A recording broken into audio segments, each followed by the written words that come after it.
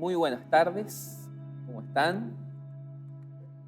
Bueno, qué lindo es poder alabar al Señor, estar en su casa. ¿Y qué tal el libro de Daniel? ¿Cómo va? Lindo, ¿no? La verdad que es una bendición este libro que se encuentra ahí en las Escrituras. Y el día de hoy y la semana que viene vamos a estar meditando en la historia de dos reyes. Y la verdad que cuando uno observa estas historias, son historias muy fuertes que se presentan ahí en la Escritura y sin duda que van a confrontar nuestro corazón a la hora de leerlas. Son pasajes narrativos de las Escrituras, por lo tanto, tenemos que ir despacito leyendo el texto, así que se los he dejado proyectado para que podamos ir de a poco leyéndolo. Así que vamos a orar al Señor para que podamos ser sensibles a la voz del Espíritu Santo al momento de hablar a nuestro corazón. Oramos al Señor. Señor, agradecemos el poder estar en tu casa. Agradecemos el poder escuchar tu palabra. Señor, diferentes obstáculos se pueden levantar en esta hora para que podamos atender y también internamente se pueden levantar, Señor, argumentos, altivez para no tomar en cuenta tu consejo. Pedimos que vos seas derribándolo en esta hora. Quita, Señor, toda altivez. Quita todo justificativo, Señor, que se presente para que tal vez digamos que esto es para otro. Pedimos, Señor, que nos des humildad para poder atender a tu voz. Lo pedimos, Señor, en el nombre de Jesús. Amén. Muy bien. De la soberbia a la locura. Parece el título de una novela. Pero cuando leía este pasaje, se me venía este título a la mente. Y vamos a ver cómo un rey va a pasar por diferentes estadios. Este rey Nabucodonosor, del cual venimos hablando, va a pasar de la soberbia a la locura y va a terminar en el quebranto. Y vamos a comenzar a leer rápidamente este pasaje. Ahí en Daniel capítulo 4, y lo primero que vamos a ver, si funciona, todavía no funciona esto. A ver, así no tengo que molestarlos allá. Bueno, mientras lo van resolviendo. Daniel capítulo 4, lo primero que vamos a ver es el testimonio de un rey soberbio. Así que vamos a ir a Daniel capítulo 4 y vamos a leer del versículo 1 al 3. Dice así: Nabucodonosor, rey, a todos los pueblos, naciones y lenguas que moran en toda la tierra. Esto es para todos, ¿sí? Paz os sea multiplicada. ¿Quién está hablando? ¿Daniel? No, esto es una particularidad de este pasaje. El mismo Nabucodonosor es quien va a narrar esta historia. Paz os sea multiplicada. Conviene que yo declare las señales y milagros que el Dios Altísimo ha hecho conmigo. Cuán grandes son sus señales y cuán potentes son sus maravillas. Su reino sempiterno y su señorío de generación en generación. Va a dar una introducción a Nabucodonosor y dice que conviene que él sea, él mismo, quien relate este testimonio, esto que le ha pasado. Ahora dice Nabucodonosor rey, tal vez no nos ha seguido mucho a lo largo de estos capítulos de Daniel. ¿Quién es Nabucodonosor? Bueno, ahí nos dice que es rey. Nabucodonosor reinó aproximadamente en el año 630, 580, por ahí, en todo ese lapso. fue rey de Babilonia, hijo de Nabopolassar, medios complicados los nombres de estas personas. Comenzó su carrera desde muy joven como jefe del ejército y logró conquistar todo el mundo conocido en su momento. Conquistó parte de Siria, conquistó Egipto en la guerra de Carquemis, conquistó, Judá, Jerusalén, quemó la ciudad, llevó cautivos a los judíos, miles de judíos. Acá estamos en la primera deportación en el libro de Daniel. Pero este era un rey muy poderoso y era un rey que, la verdad, por lo que hemos visto hasta ahora, un rey muy orgulloso. Es conocido por restaurador y constructor de muchos palacios, conocido por los jardines de Babilonia que vimos la otra vez. Bueno, la verdad que este rey tiene un gobierno, ¿sí?, esplendoroso, podríamos decir. En el capítulo 1 lo vemos con la estrategia de babilonizar a aquellos que ha traído de Judá. En el capítulo 2 lo vemos, que nos compartía Mauri, lo vemos que tiene un sueño que lo perturba. Y había soñado con una estatua que era de oro en la cabeza, así, plata y demás materiales. Y vemos que intimó para que pudieran darle la interpretación. En el capítulo 3, y cuando intimó los quiso matar, esto es importante.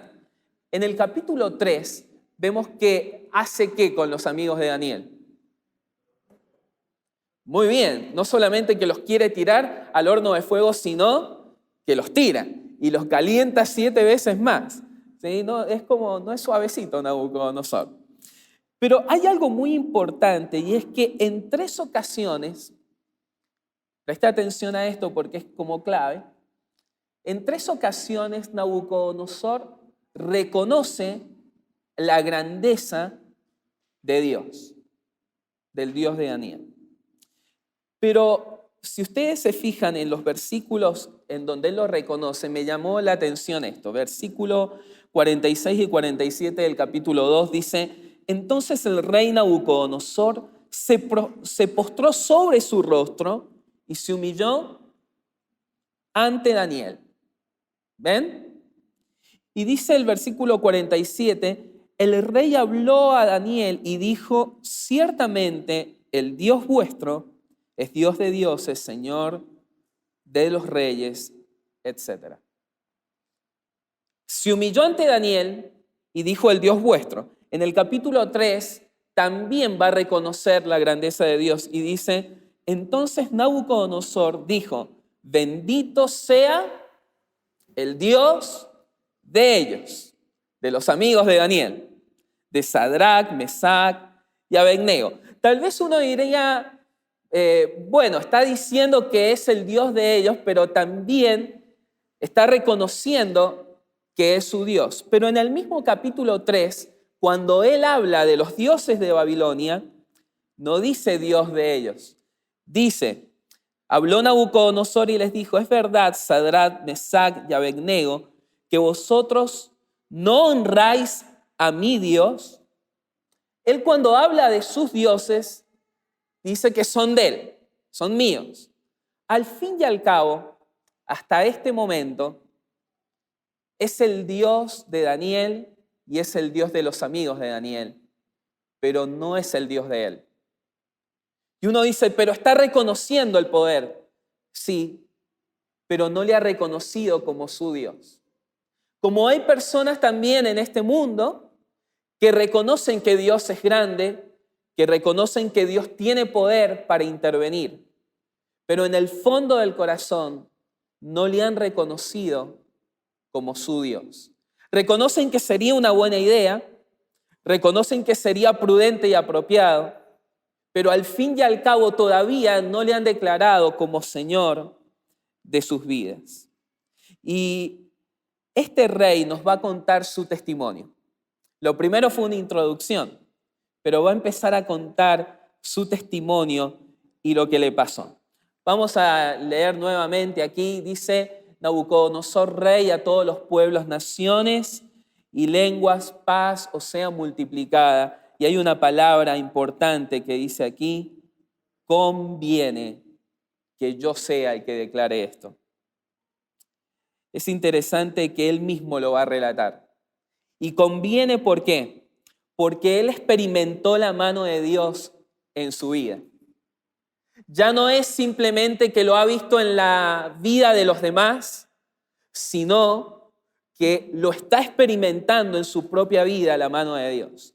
La palabra señales que aparece allí tiene que ver no simplemente con ver en otros, sino con una experimentación propia. A Nabucodonosor le conviene porque de alguna manera él necesita reconocer públicamente y que todas las naciones y lenguas conozcan que él ha reconocido a Dios como su Señor. Y si hoy hay orgullo en nuestro corazón, quiera el Señor que podamos reconocerlo delante de su presencia. Vamos a ver ahora en el versículo 4 al 9 la advertencia que recibe Nabucodonosor. Y dice así: yo, Nabucodonosor, estaba tranquilo en mi casa y floreciente en mi palacio. Vi un sueño que me espantó y tendido en cama, las imaginaciones y visiones de mi cabeza me perturbaron. Por esto mandé que vinieran delante de mí todos los sabios de Babilonia para que me mostrasen la interpretación del sueño. Y vinieron magos, astrólogos, caldeos, adivinos, y les dije el sueño, pero no me pudieron mostrar su interpretación, hasta que entró delante de mí Daniel, cuyo nombre es Belsasar, como el nombre de mi Dios, y en quien mora el espíritu de los dioses santos. Conté delante de él el sueño, diciendo: Belsasar, jefe de los magos, ya que he entendido que hay en ti espíritu de los dioses santos, y que ningún misterio se te esconde, declárame las visiones de mi sueño que he visto y su interpretación. Hay algunos condimentos importantes dentro de esta advertencia. La advertencia llegó a Nabucodonosor cuando él había terminado todos sus proyectos. Estaba en su esplendor. Dios empieza a removerlo y a atormentarlo cuando Nabucodonosor está en la cúspide. Hay dos palabras que aparecen aquí. La palabra tranquilo y floreciente. Tranquilo significa que él estaba libre de todo afán y preocupación. Y floreciente es que estaba en el esplendor de su reinado. En medio del descanso llegó el espanto. En medio del descanso llegó la perturbación. Nabucodonosor no tenía paz. Se le quitó el sueño, se le quitó el descanso. Hay algo importante, hay palabras que van apareciendo. Una es sueños y otra es visiones. Y a lo largo de estos capítulos hemos visto que él tenía sueños y visiones. El sueño nos habla mientras él está dormido. No puede descansar, pero las visiones, muchas de ellas, tienen que ver cuando él está despierto, en cómo imagina lo que está por venir. Hay algo que le está generando una perturbación enorme a Nabucodonosor, y es el futuro, como tal vez a muchos de nosotros, como tal vez a este mundo. El qué será del día de mañana me perturba. ¿En quién está, de quién depende el día de mañana? Y se le estaba movilizando todo su proyecto a Nabucodonosor. Hay algo que también genera perturbación. El Señor lo trajo hace unos días atrás. Estaba teniendo ahí un tiempo con el Señor. Estoy leyendo Segunda de Reyes y leí un versículo en donde Eliseo ha ungido a diferentes reyes. Y va a ungir a Jehú, y Jehú tiene que ir a matar a Joás y a Ocosías. Y cuando Jehú se presenta para matar a Joás, a Jorán le dice: Jehú, ¿vienes en son de paz? Y le dice Jehú lo siguiente: ¿cómo puede haber paz mientras haya tanta idolatría? ¿Cómo puede haber paz mientras haya tanta idolatría? La idolatría genera perturbación, porque la idolatría genera muchas opciones, muchos caminos. Entonces no sé cuál tomar. Y la realidad es que Jesús viene a librarnos de esto al decirnos: yo soy el camino, yo soy la verdad y la vida. Pero la idolatría que tenía Nabucodonosor, al tener tantos dioses, tantas opciones, al buscar tantas respuestas en astrólogos, adivinos, en el ocultismo, en diferentes redes, entonces le generaba perturbación. En medio de la culminación de sus caminos vinieron las dudas. Y me encanta lo que dice Daniel: solo el Señor puede darte interpretación. Solo el Señor. Yo no sé si usted está con dudas o en búsqueda de respuestas, o hay un indicador muy importante aquí, y es que Nabucodonosor, desde el capítulo 2 lo vemos que no puede dormir. Y es interesante que tal vez entre nosotros haya gente que no puede dormir. Y no es porque los niños se cruzan a la cama, ¿no? Bueno, eso pasa, ¿no?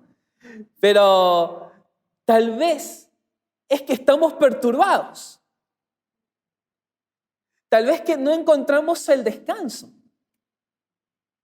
Y buscamos descanso en diferentes cosas, en vicios.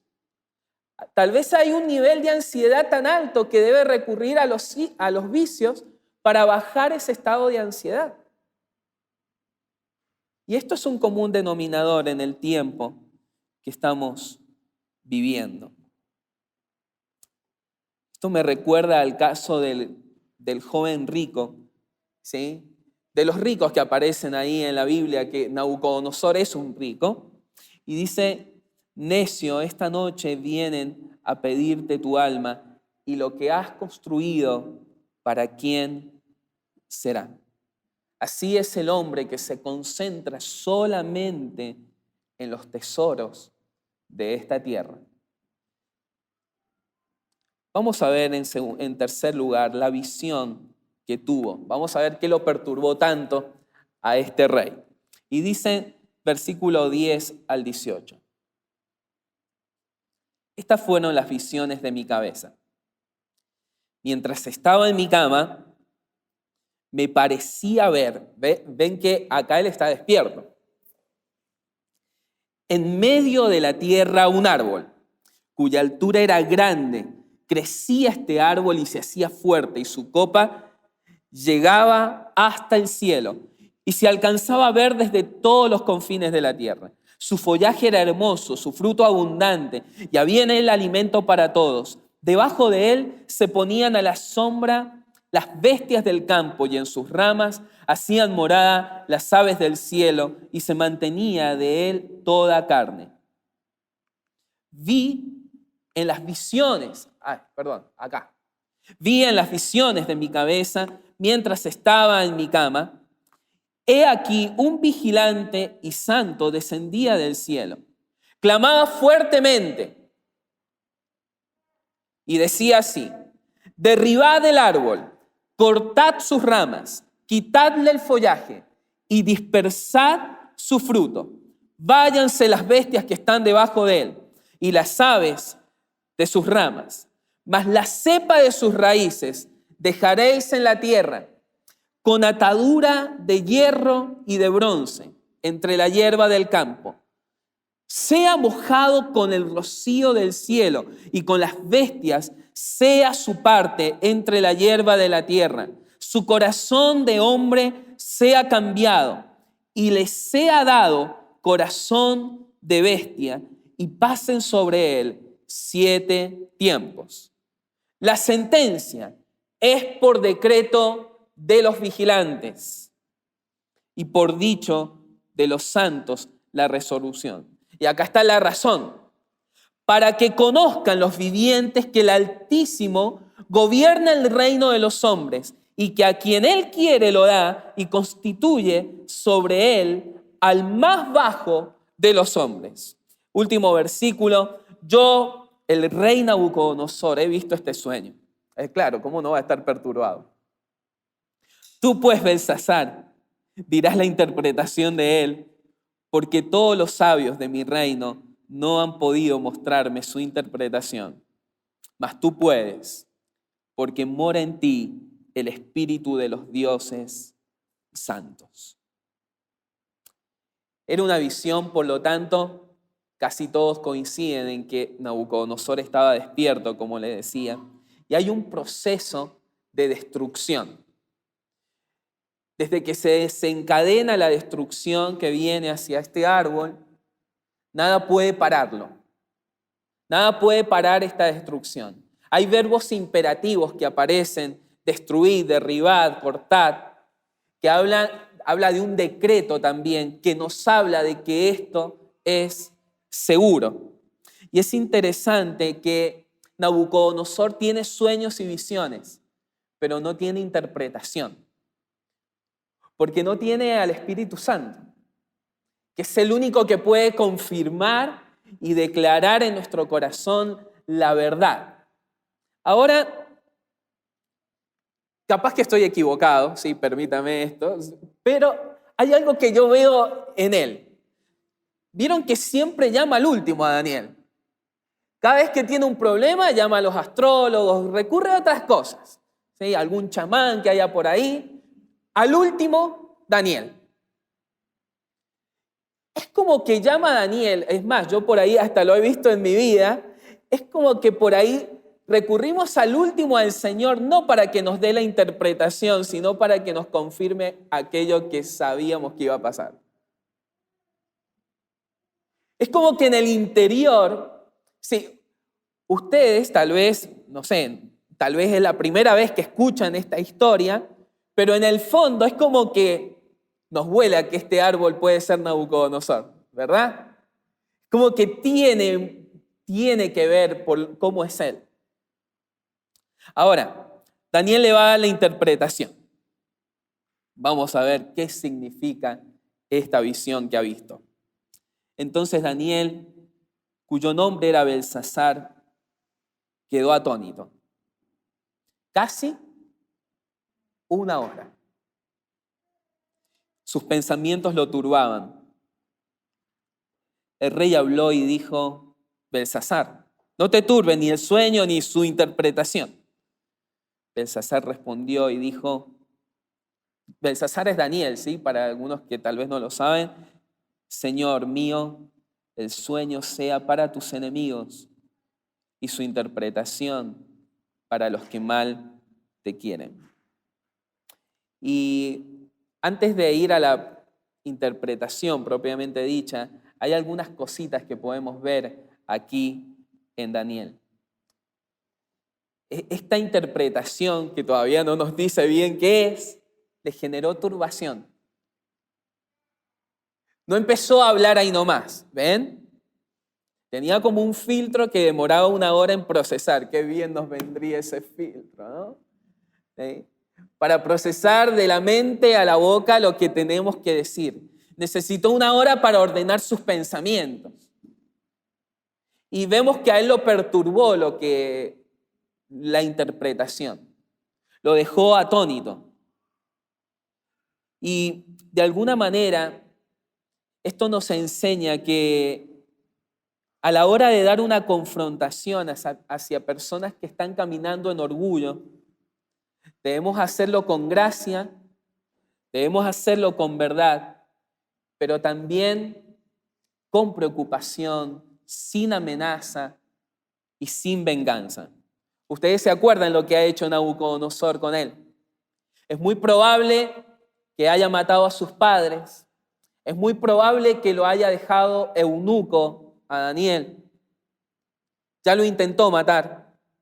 Intentó matar a sus amigos. Y Daniel podría decir, ahora sí te llegó la hora. Ay, qué ganas que tengo de decirte lo que es esta interpretación. Ahora sí, que me dejen hablar, que me dejen hablar. Pero de esto no se trata el Evangelio. Aunque en nosotros por ahí mora esto, ¿no? Ay, qué gana de decirte lo que te va a venir. Al fin te llegó. Y se nos vienen otras palabras también, ¿no? Pero el mismo Señor dijo, amen a sus enemigos, oren por quienes lo persiguen, para que sean hijos de su Padre que está en el cielo, que Él hace salir el sol para justos e injustos. Nos identificamos con nuestro Señor cuando no nos gozamos por las desgracias ajenas. Daniel no albergó amargura en su corazón, sino que lo perturbó. Y vamos a seguir con la interpretación. Dice, el árbol que viste, que crecía y se hacía fuerte, y cuya copa llegaba hasta el cielo. Se está perturbando más Nabucodonosor, me lo imagino temblando. Y que se veía desde todos los confines de la tierra, y cuyo follaje era hermoso, y su fruto era abundante, en que había alimento para todos, debajo del cual moraban las bestias del campo, y en cuyas ramas anidaban las aves del cielo, tú mismo eres, oh rey, que creciste, te hiciste fuerte, pues creció tu grandeza, ha llegado hasta el cielo. Y luego habla del vigilante, ¿no? Que decía, cortad el árbol y destruidlo, mas la cepa de sus raíces dejaréis en la tierra, con atadura de hierro y de bronce en la hierba del campo, y sea mojado con el rocío, etc. Ahora, lo que vemos en este pasaje es que Dios se lo advierte claramente. Ya no usa la figura de un árbol, sino que le dice, se trata de vos. Se trata de vos, Nabucodonosor. Dios de alguna manera usa la figura de un árbol porque en la Biblia muchas veces hay como una similitud entre los árboles y entre los hombres. Es más, la madera es un cuadro de humanidad. Lo hemos visto cuando vimos el arca de Noé, como la humanidad de Cristo. Lo hemos visto cuando vimos los elementos del tabernáculo, en el arca del pacto inclusive. Lo vemos en el Salmos 1 cuando dice será como un árbol. ¿Ven? Lo vemos en el libro de Isaías, capítulo 53, cuando se habla inclusive del Señor Jesús. Y hay algo que me llama la atención, y es que Dios usa la imagen que Nabucodonosor tiene de sí mismo. Grande, hermoso, no tenía problema de autoestima este hombre, visible, poderoso, influyente, fuerte, que de él comían todos. Todo esto por fuera, pero por dentro estaba seco. En el tiempo el año pasado, sí, creo que fue el año pasado, en el tiempo que estábamos de aislamiento y pandemia, recuerdo que una vez llegué acá a la iglesia y habían tirado ese árbol grandote del frente, ¿sí? Y recuerdo cuando lo estaban sacando que nosotros no nos hemos dado cuenta, pero estaba todo ahuecado. Y lo empezaron a mover y decía, cuando lo tiran, era todo un hoyo por dentro. Y nos decían los municipales que, bueno, por esta zona hay muchísimos y que son una guarida de pericotes. Así que, bueno, hemos tenido ahí congregados en la vereda, sí, bastantes ratitas grandecitas. Bueno, por fuera, grandeza, pero por dentro estaban huecos. Nabucodonosor tenía una imagen superficial de sí mismo. Nabucodonosor sufría el mal de los fariseos, con piel de serpiente, hermoso por fuera, pero veneno por dentro. Un vaso lavado por fuera, pero sucio por dentro. un sepulcro con una lápida blanca y resplandeciente de mármol por fuera, pero con muerte por dentro. Es como este fariseo que oraba: gracias, Señor, porque no soy como este publicano. El orgullo va de la mano con la religiosidad muchas veces.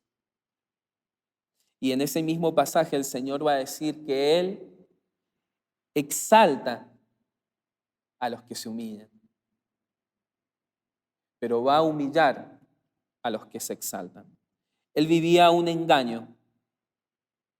Él tenía una percepción equivocada. Dice el libro de Romanos capítulo 12 que nadie debe tener un concepto de sí más alto que el que debe tener. Y debe pensar, miren qué importante, de sí mismo con cordura. Porque el orgullo es una locura. La sentencia de Dios para este rey soberbio dice: esta es la interpretación, oh rey.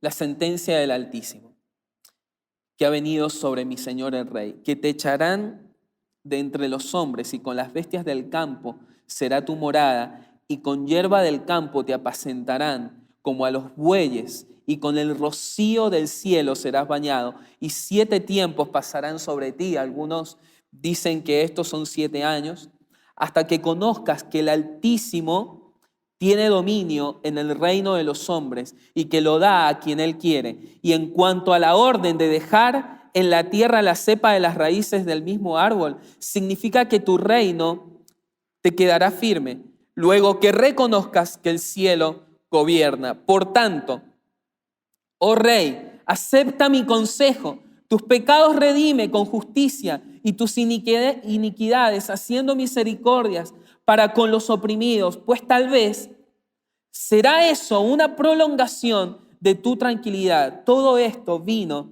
sobre el rey Nabucodonosor. Hay algunas observaciones que la advertencia y la sentencia es en cuanto a su morada, a su apariencia, a su belleza, a su cordura, a sus comodidades, con respecto a su compañía, al alimento, al sustento y al gobierno. De alguna manera Dios iba a tocar todo aquello en lo cual Nabucodonosor se apoyaba. Iba a movilizar todas sus seguridades. ¿Cómo debemos temer cuando nos enorgullecemos? Y prestemos atención que hasta ahora no ha pasado.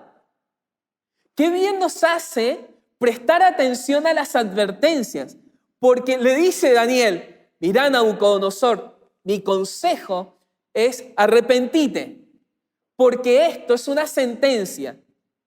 Y por como lo ha dicho Dios, esto viene seguro. Ahora, la sentencia tiene un objetivo: hasta que conozcas. Y me llama mucho la atención que la palabra conocer ahí es similar a la palabra intimidad, a la palabra que se usa en otros pasajes de la Escritura para tener una intimidad, una relación en el matrimonio. No está diciendo simplemente que conozcas cognitivamente que yo soy más poderoso, sino hasta que tengas una relación conmigo y me reconozcas como el Señor de tu vida. Vamos a ver el clímax de la soberbia.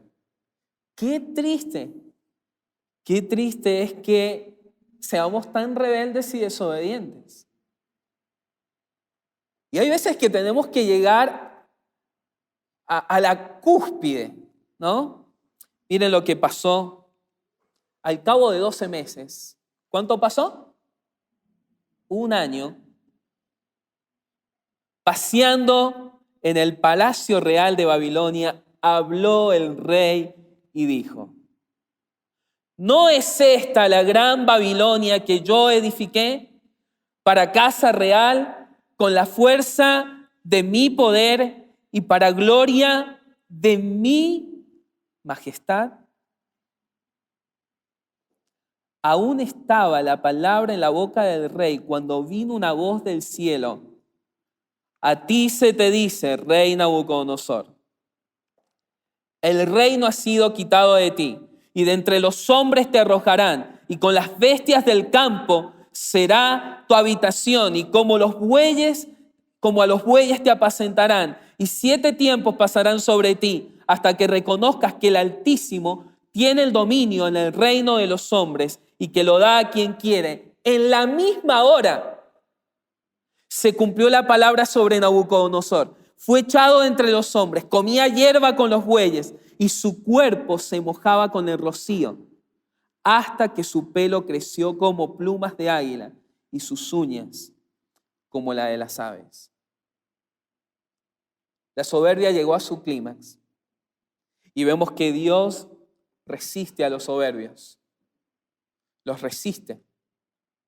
Dice el libro de Proverbios: antes del quebrantamiento está la altivez del espíritu.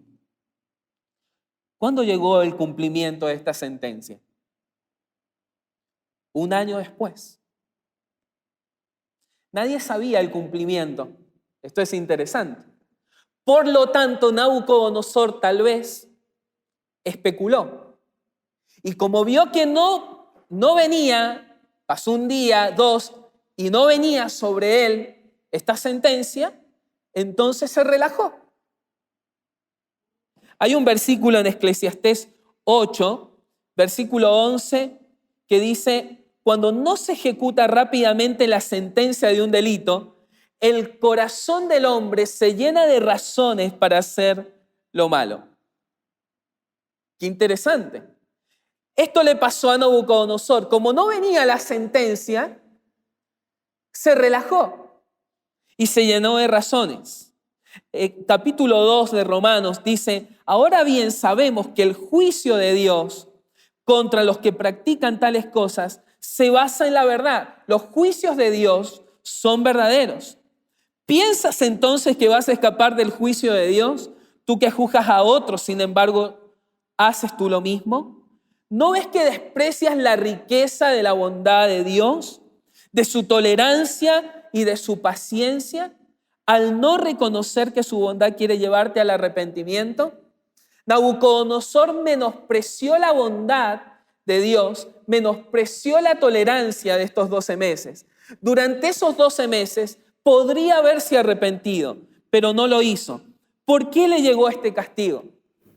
Porque estaba concentrado en sí mismo y no en lo que Dios le había dicho. Porque era un egoísta, porque era un egocentrista. Dice el apóstol Pablo: ¿qué tienes? ¿Qué tenemos nosotros que no hayamos recibido? ¿Tiene algo usted que no haya recibido? Y la verdad es que no. Todo lo hemos recibido de parte del Señor. Y pensaba que si acaso el Señor nos ha dado una posición o nos ha dado mayor dinero o lo ha dotado de ciertas capacidades para estudiar, para hacer negocios, capacidades manuales, o es un buen deportista o lo privilegió con belleza o con lo que sea, eso es para Él. Es por Él y para su gloria. Por eso Romanos dice: no te ensoberbezcas, sino teme. Teme. A Nabucodonosor le hubieran venido bien las palabras de Deuteronomio: cuídate de no olvidarte de tu Dios para cumplir sus decretos. Cuando comas de los cultivos de esta tierra que vos no conquistaste, cuando habites en casas que no edificaste, no te vayas a olvidar. Dice el versículo 14 de Deuteronomio 8: y se enorgullezca tu corazón y te olvides de Jehová tu Dios y llegues a decir: esto es por la fuerza de mi brazo, por mi capacidad. Él evaluó y pensó que la grandeza consistía en las cosas de este mundo, pero se equivocó. Dice el libro de Jeremías, así dice Jehová, no se alabe el sabio en su sabiduría, ni en su valentía, se alabe el valiente, no se alabe ni el valiente ni el rico de sus riquezas, mas alábense en el hecho de conocerme. La sentencia llegó porque Nabucodonosor no miraba la realidad como Dios la miraba. ¿Vieron lo que dice el libro de Apocalipsis a la iglesia de la Odisea? Tú dices, yo soy rico y me he enriquecido y no tengo necesidad de nada. Tiene una percepción de sí misma la iglesia de la Odisea.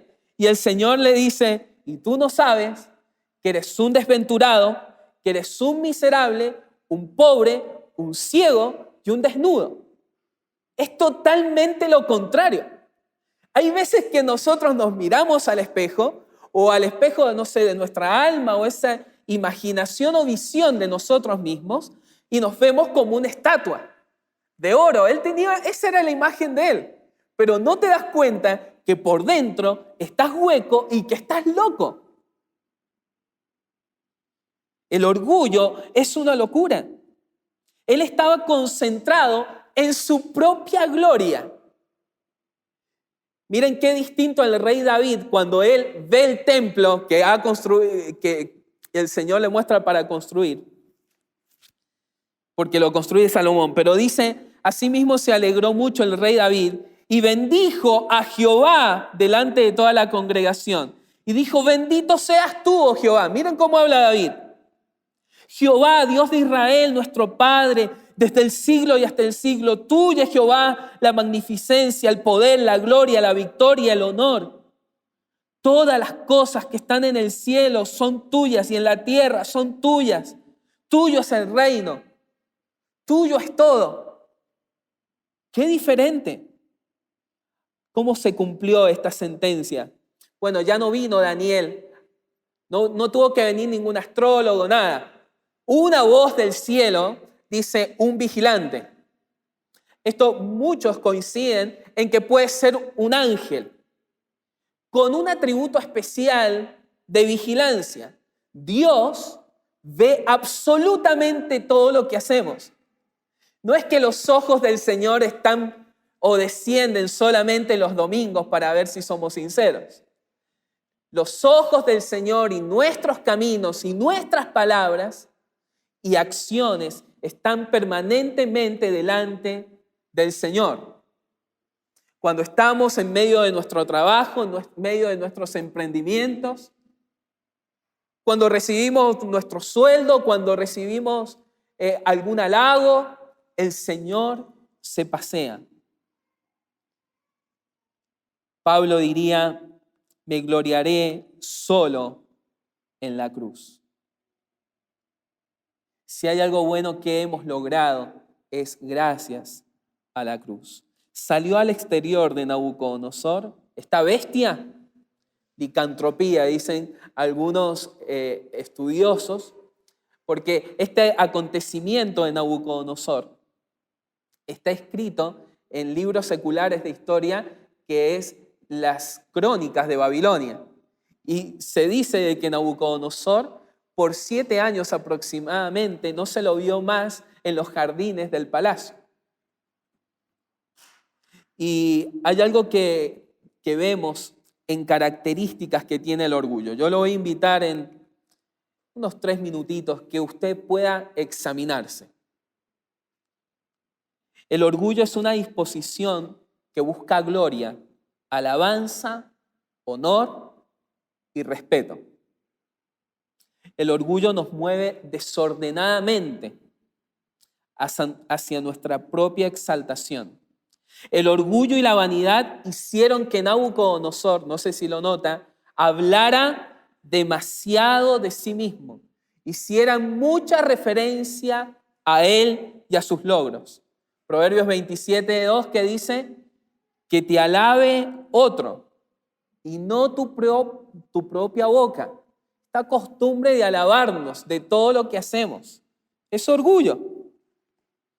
La palabra orgullo es hiperefanía. Hiper es sobre, efanía, exhibicionismo. Es subirse sobre una plataforma a exhibirse. El orgullo busca poder, posición y riqueza porque nos dan una falsa percepción de seguridad. El orgullo es violento, es lleno de ira. Lo vemos en Nabucodonosor. Se enojaba cada rato este tipo. Porque busca la defensa de su nombre. Está preocupado en su nombre y no en el nombre de Dios. El orgullo jamás pide perdón. ¿No han sentido a Nabucodonosor pedir perdón? Jamás pide perdón, se resiste a pedir ayuda, no tiene el hábito de agradecer y se niega a decir algunas palabras como no sé, no puedo. El orgullo es una autoevaluación exagerada y deshonesta de uno mismo. Orgullo es cuando decimos yo soy el alto. Bueno, yo no lo puedo decir, estoy en el horno eso. En contraposición a lo que dice Isaías, que el Señor es el alto y sublime y que habita con el quebrantado de espíritu. En el orgullo nosotros decimos que nosotros somos los altos. Jonathan Edwards dijo que el primer pecado que entró en el universo y el último en ser arrancado será el orgullo. El orgullo es el mayor obstáculo para reconocer el señorío de Cristo. El orgullo lo que hace es negar a Jesucristo como la piedra angular. ¿Por qué? Porque no le pone en el principio de sus proyectos, tampoco le va a poner en el proceso de sus proyectos y tampoco le busca a Jesús como el fin. De alguna manera las actitudes del orgullo niegan a Jesús como el alfa, como el iniciador de todas las cosas, porque los iniciadores somos nosotros. El orgullo y la vanidad enceguecen al hombre de tal modo que niegan que son orgullosos y no lo ven. Si preguntáramos acá que levante la mano los orgullosos, ¿sí? Estamos en el horno porque ninguno somos orgullosos acá. Pero los que vienen a la tarde no saben. Bueno. Pero siempre pensamos que no tiene que ver con nosotros. En este ensayo que escribe Jonathan Edwards con respecto al orgullo, dice que el orgullo llega a un momento en donde se manifiesta claramente exteriormente. ¿Vieron en Nabucodonosor? Salió afuera, esta bestia, él era adentro una bestia. Afuera salió lo que él era por dentro. Y llega un momento en el orgullo, como en todos los pecados, llega un momento que se empiezan a manifestar externamente. Como dice el libro de Salmos, a través de las miradas. No voy a tolerar los ojos altaneros, dice el Señor. A través de la cerviz, así. El libro de Proverbios habla tanto de la cerviz, de no agachar la cabeza, de los gestos, de la manera de hablar, del tono de voz, del tono corporal. Se manifiesta frente a la rigidez. Socialmente, dice, se manifiesta en interrumpir permanentemente las ideas del otro. El no saber escuchar, ya sea consejos, ya sea enseñanzas, ideas u opiniones. Me niego a escuchar. O si escucho, no escucho. Es como que mi idea prevalece acá. Es más fuerte siempre.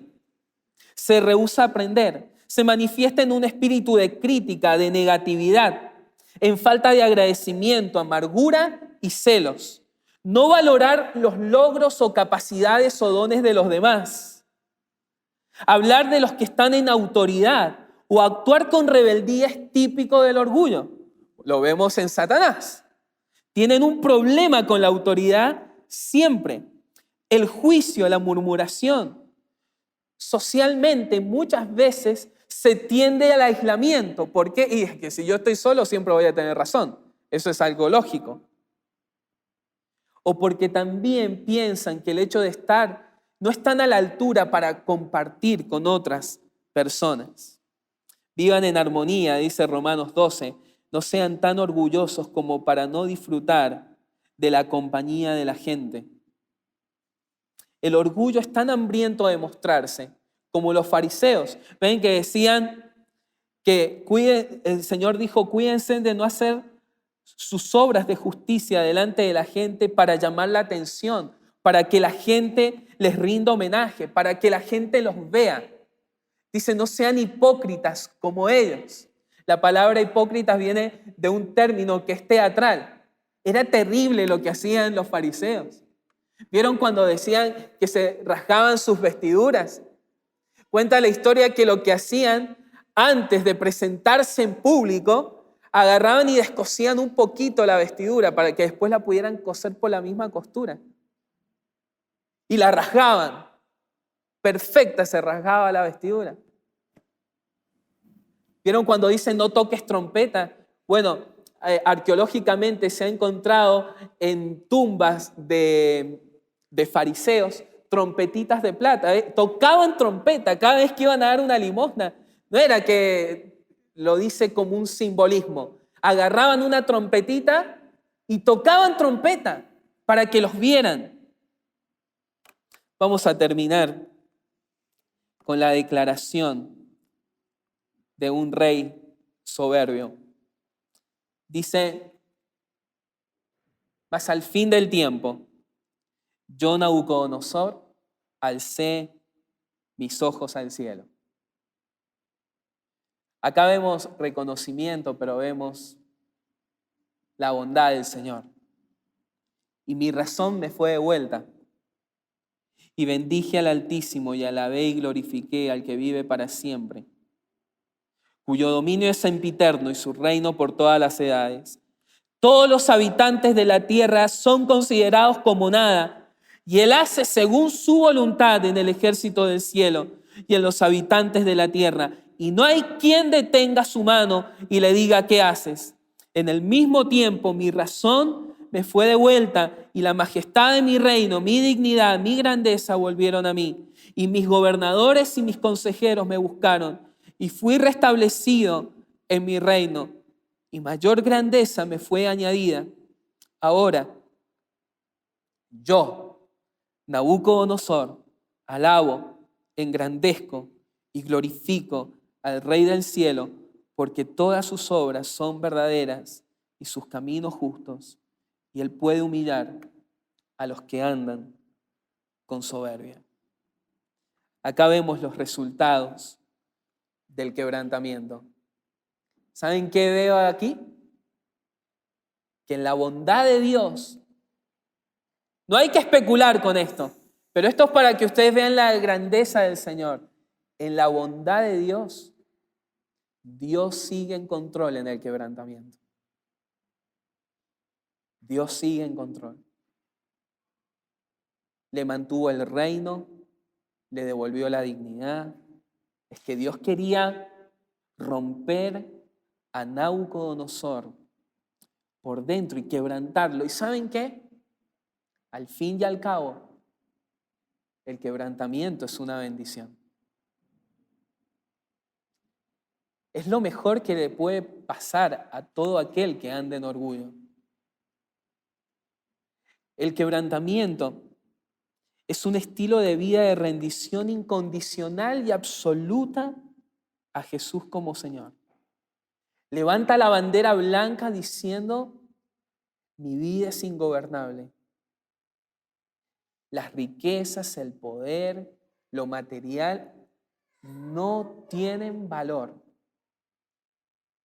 El quebrantamiento, así como el orgullo exalta algunas cosas, el quebrantamiento destroza la crítica, la queja, el menosprecio, destroza la superioridad, la autosuficiencia, el señalamiento, la comparación, la burla, la rebeldía. El quebrantamiento nos hace volver a la posición donde siempre deberíamos haber estado, es postrados delante del Señor. El quebrantamiento es una bendición, ¿saben por qué? Porque por primera vez estamos pensando con cordura. Y el quebrantamiento resultó en una bendición, porque el Señor le restituyó la pérdida, ¿vieron? Todo lo que había perdido, el Señor se lo restituyó. Dios cuidó en su misericordia el reino de este hombre. Hay un versículo que dice ahí en Juan capítulo 12, de cierto os digo, que si el grano de trigo no cae en la tierra y muere y queda solo, pero voy de vuelta, de cierto os digo, que si el grano de trigo no cae en la tierra y muere, queda solo, pero si muere lleva mucho fruto. El que ama su vida, la perderá, y el que aborrece su vida en este mundo, para vida eterna, la guardará. Veo en este versículo que algo debe morir para que comience la vida. Algo debe ser quebrantado para que realmente comencemos a vivir como el Señor quiere. Vamos a ir al Señor en oración.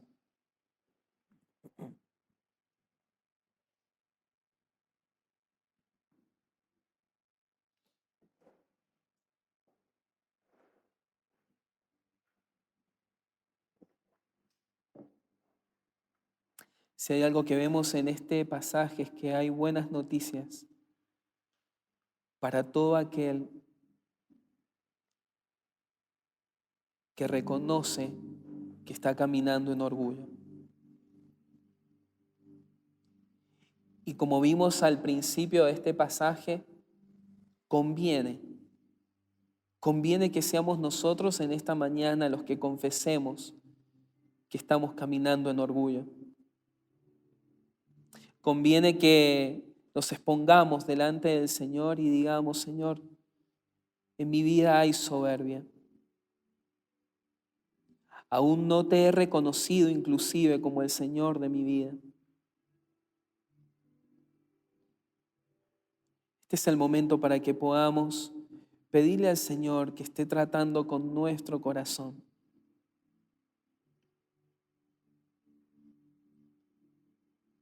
Quiero dejarle unos minutos para que pueda hablar con el Señor y si acaso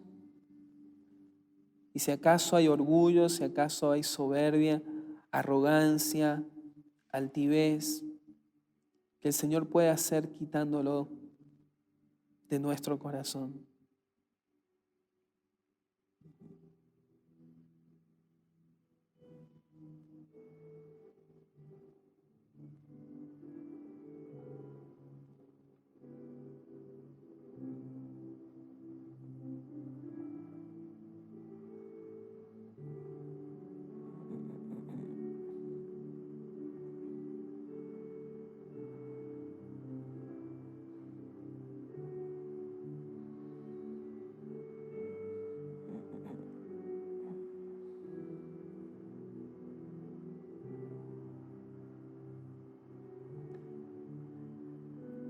Venimos, Señor, delante de tu presencia para pedirte que hagas una obra en nuestro corazón. Señor, como vemos en la Escritura, no fue hasta que las fuerzas naturales de Jacob fueron quebrantadas que tuvo mayor conciencia de Dios. Fue cuando la roca de Oreb fue golpeada por primera vez allí por Moisés, que el agua fluyó para satisfacer la sed del pueblo. No fue hasta que Job pasó por diferentes situaciones que declaró: antes había oído hablar de ti, pero ahora mis ojos te ven. No fue hasta que María rompió ese frasco de alabastro. Solamente cuando lo rompió, la fragancia salió e inundó toda la casa. Señor, no fue hasta que tu cuerpo fue quebrantado, molido por nuestros pecados, que nosotros encontramos la salvación. Hoy oramos, Señor, como oró Nabucodonosor, porque nos declaramos como orgullosos y soberbios, Señor, porque sin duda que nuestras seguridades, Señor, hay veces que nos engañan y no te hemos tomado a ti, Señor, como nuestro refugio eterno y andamos buscando, Señor, refugio en otras cosas. Hoy, Señor, decimos cuán grandes son tus señales y cuán potentes tus maravillas. Tu reino, Señor, reino sempiterno y tu señorío de generación en generación. Tú haces según tu voluntad en el ejército del cielo y en los habitantes de la tierra, y no hay quien detenga tu mano. Señor, dice tu palabra que si tu pueblo, sobre el cual se invoca tu nombre, se humilla y ora y busca tu rostro y se aparta de sus malos caminos, tú lo escucharás desde los cielos, perdonarás sus pecados y sanarás su tierra. Quebranta, Señor, nuestro orgullo. Saca la locura de la soberbia de nuestro interior. Trae humildad a tu pueblo, Señor. Trae humildad a nuestra iglesia. Trae quebrantamiento, Señor, para que podamos ver la bendición de ser quebrantados. Porque bienaventurados son los pobres en espíritu y de ellos es el reino de los cielos. Señor, que nos humillemos y sometamos bajo tu poderosa mano y que seas tú quien nos exalte en el momento que tú lo quieras. Arranca de raíz, Señor, todo vestigio de autosuficiencia y afirma tu trono, Señor, en el centro de nuestro ser. Trabaja, Señor, a través de tu Espíritu Santo en nuestra vida.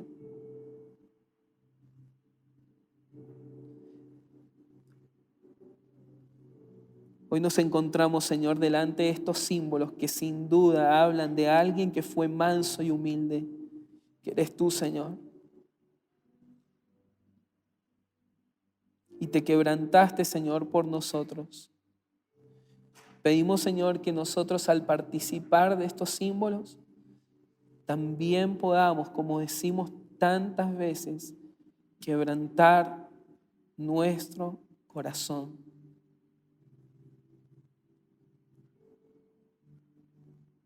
Quebrantanos, Señor. Bendecí este pan, Señor, símbolo de tu cuerpo. En el nombre del Señor Jesús. Amén.